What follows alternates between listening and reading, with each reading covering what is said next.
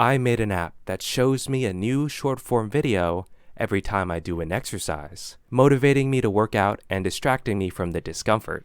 It works by using a webcam to track my body with advanced computer vision AI to integrate the short-term dopamine floods from feeds with long-term feel-good endorphins that boost my health. But can it solve the doom-scrolling, brain rot epidemic that's plaguing our nation?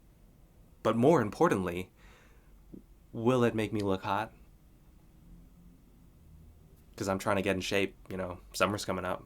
To find this out, I'm doing a 7-day challenge where I use this project for 1 hour every day to see if it'll really push me to work out and become buff. Now, it's important that I test this idea. It seems like a pretty good idea, but so did my trash robot that automatically sorts recyclables. It started to smell bad, so I had to get rid of Trashy. Then there's that time where I gave my robot arm a knife to open packages, and it tried to stab me. So sometimes things turn out even better than you expect. The 7-day, 7-hour challenge may have surprising results, but I do know one thing for sure. If it fails, I'm going to be publicly humiliated. But it's a price I'm willing to pay because I want to make doom scrolling healthy. And we all know that short form video brain rot is bad for your health. Wait. Do we know that short form brain rot is bad for you? I mean, where did I even get that idea? It's just something you hear. Isn't it a good thing to get a variety of perspectives? If you look at the media landscape, traditional media used to have a monopoly on the control of information. Isn't the democratization of media something that the elites don't want us to do? Isn't because from primary sources? Because they don't want us to. Oh man, this is stressing me out. I need to browse some YouTube. Oh look, I just got recommended a video on exactly what I was talking about. Is brain rot bad for you? Yes, perfect. 25 minutes. I don't have the attention span for that. I'm sure if I just skip to the last minute. Dustin from Smarter Every Day. He's somebody that I trust. I'm pretty sure that he'll just summarize the video in 1 minute and give me the answer that I need. So it turns out that brain rot is so bad, it's scientifically proven to be bad. And Dustin from Smarter Every Day, he doesn't even make any short-form content because it's so toxic. If short-form video content is so bad, this project I'm trying to do would be irresponsible to make. I just wanted to make an app that motivates you to work out with content. But I can still do that. I made the app work by tracking your motion via a webcam and translating that to key presses. I could modify this to just track your general movement and then pause the video if you go below a certain threshold. So instead of pressing the down key, I can just press the space bar and pause a long form video if you stop moving. Also, it'll help you do cardio instead of just lifting weights, which is good for your heart. But what if you're watching a live stream? You can't just pause the video. What I can do is I can blank out the screen if you stop moving. Then you'll miss action if you don't keep working out. Well, that's even better because negative reinforcement is good. And for some live streamers, image is all they got, so it's super effective. But for others, blanking out their image might actually be a bonus. So I needed to add a sound effect. I tried doing an annoying hiss, doing different spectrums to be more or less annoying, and then I also generated random pings. But I wanted it to be truly customizable, so I added an option to upload your own sound. Keep moving, you lazy buffoon, or I'll put a boot up your ass. Come on, keep going. You will become beautiful and healthy and confident. Exercise is so important. Keep going. This is also a great option if you just want to watch a podcast. And then finally, what about some news? I get my crazy left-wing news from reddit.com, and I get my crazy right-wing news from x.com. Luckily, I can use the keyboard shortcuts that were put in place for disabled people for my own personal gain. If I put on a VR headset and I cast the website to my headset so I can read the nice big text, I can scroll text-based websites while getting a workout in. Perfect. And now you know how everything works. And we're almost ready to jump into my 6-day challenge, where I use this app for 45 minutes every single day. This is a really long time, and we'll find out if it works or not. But I do have a confession to make. I actually stole the idea. I saw this tweet 5 years ago from John Carmack, who is a pioneer of video gaming and the creator of Doom. He suggested somebody make an app that turns doom scrolling into exercise, and that's exactly what I did. But it didn't work. For a variety of reasons I'm too embarrassed to list, like the fact it was ugly and I'm a bad programmer. But I blame one person who also commented on that Twitter thread who took down the Twitter API and shut down my app. But I deserved to get shut down for taking the idea of a genius and implementing it as a stupid person. But things have changed since then.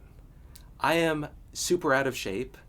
I'm also addicted to short form video content, and I also got smarter by learning how stupid I am. That way I programmed this app to be flexible. That's how I was able to port it from just short form video content to other types of longer form content. Because we learned that brain rot in the form of short form videos are so bad for you, you shouldn't even watch them, or even create them. Wait a second. I make short form videos. And how am I gonna promote this? I'm not sure if people will want to listen to me rant. I need to come up with a reason to refute the science. Man. Okay, actually, most science is fake, according to science. So let's just throw away any science stuff. And Destin, he might be smart and have integrity, but Mark Rober has a NASA t-shirt and he makes tons of YouTube shorts. But if we're going to use those metrics, we might as well go to the guy who commented in that earlier thread. What does he have to say about this?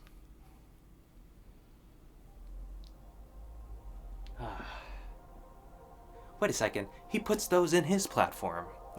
That's the problem with trying to find answers from other people or listening to science.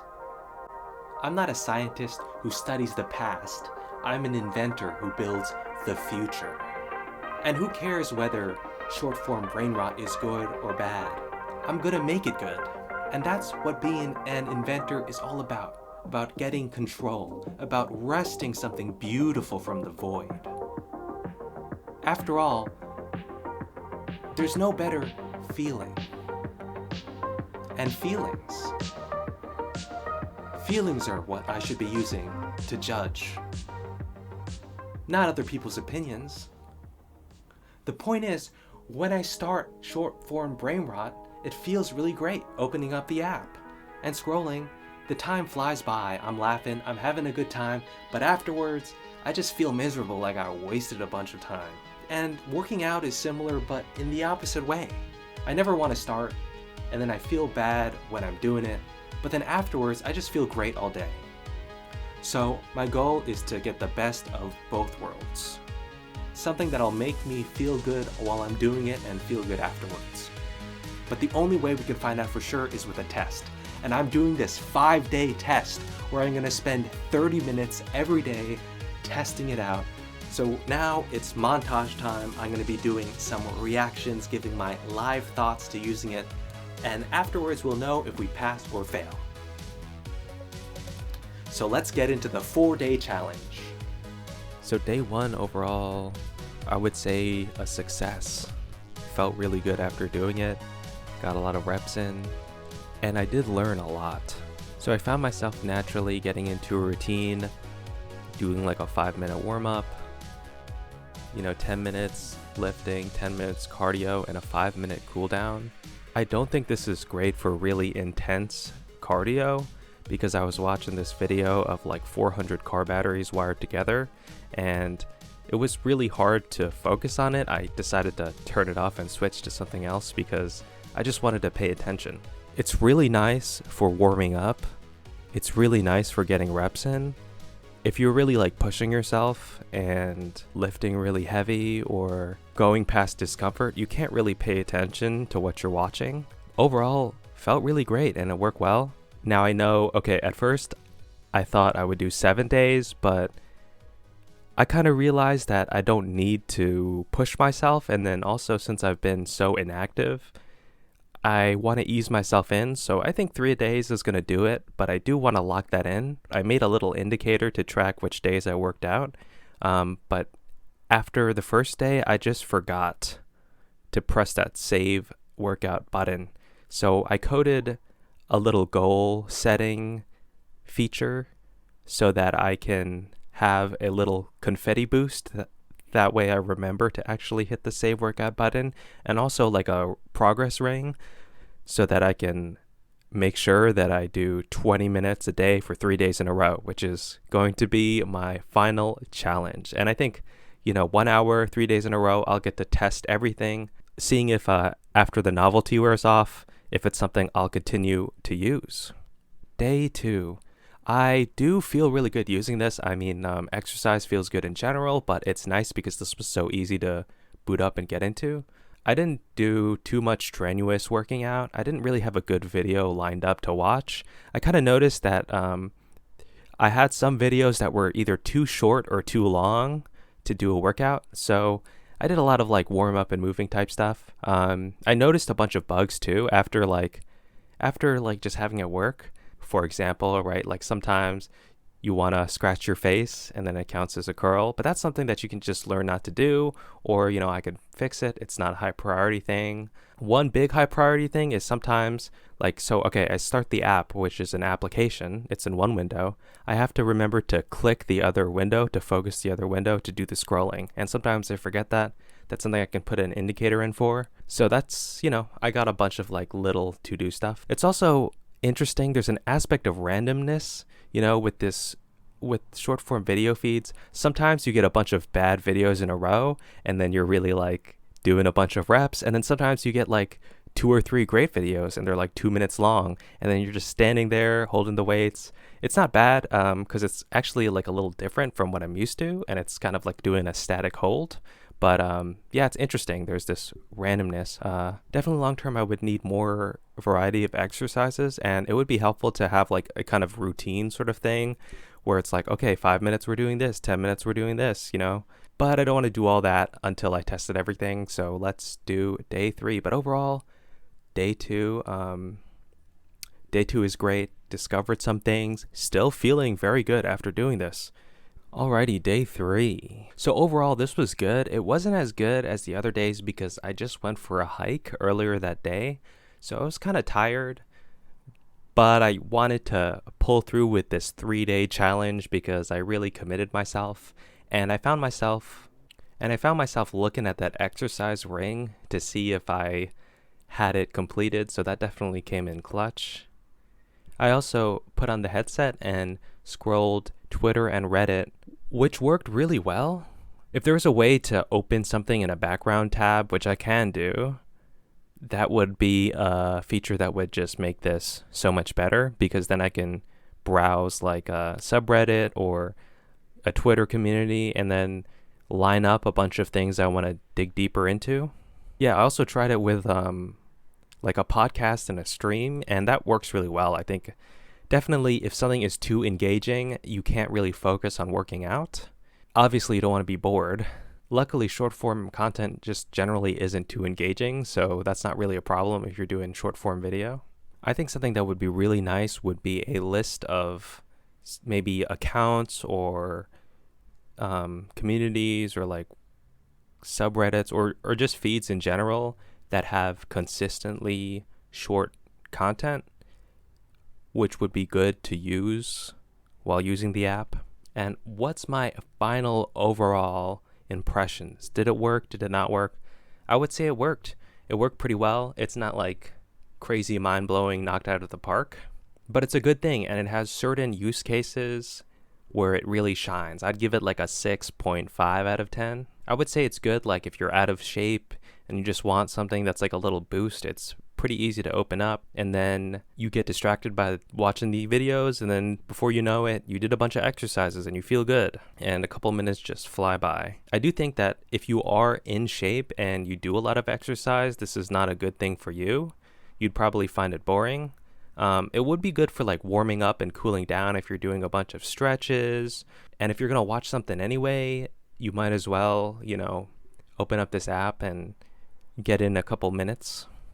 I do think one thing that maybe can be explored more is putting in the goal system to be more robust. It actually did help motivate me by just setting like a simple, I'm going to work out for 3 days and 20 minutes a day. It did help me move more when I would want to. So I'm curious to see if I like said, hey, I'm going to make a goal of like 100 curls or like 1,000 squats. Would that help? And if I can integrate that with like if I'm checking a website every day, maybe I'm a feed or a forum or something once a day, I can kind of link that to this, and then that could be a way for me to work out every day. Otherwise, I just think it's good for if I am feeling lazy, I'm feeling out of shape. I got this in the toolbox as something that'll help.